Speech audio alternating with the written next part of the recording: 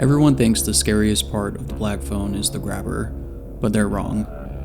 Ethan Hawke's performance is terrifying, sure, but the true horror of this movie isn't what happens down in that soundproof concrete basement. It's what's happening above it, in broad daylight. Director Scott Derrickson didn't just make a supernatural thriller, he built a brutal, unflinching portrait of a deeply broken society. Notice how no adult in this town actually helps anyone. The police are completely ineffectual, stumbling around in the dark. The parents are either entirely absent, emotionally checked out, or, like Finney's father, violently abusive. The schoolyard is a literal war zone where survival of the fittest is the only law. The grabber isn't an anomaly in this world. He's the inevitable, monstrous byproduct of it. He's the symptom, not the disease.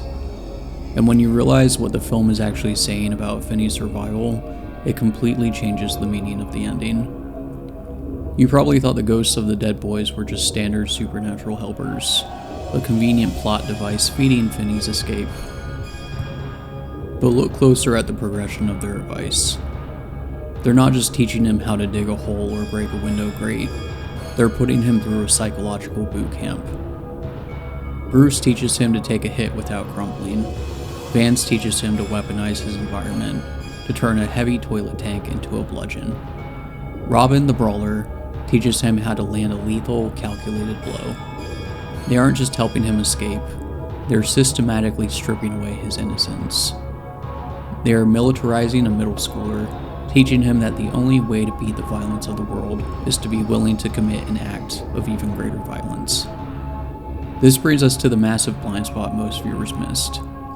The Black Phone isn't an inspiring story about a boy who outsmarts a monster. It's a dark, tragic coming-of-age story about a boy who realizes that in a world that is violent, the only way to survive is to become a monster himself. When Finney walks back into school at the end and confidently says, "Call me Finn," the audience usually cheers. But that's not a triumphant, happy ending, it's a tragedy. The sweet, sensitive, terrified kid we met in Act 1 is now dead. The basement killed him. The grabber didn't take Finney's life, but he absolutely took his soul. The direction of this film is flawless. Scott Derrickson creates a claustrophobic, sweaty nightmare that is hard to endure in the best way possible. And the vibe of the late 70s is distilled into almost every image. Ethan Hawke does more with half a face than most actors do their whole career. It's a daunting, modern horror classic.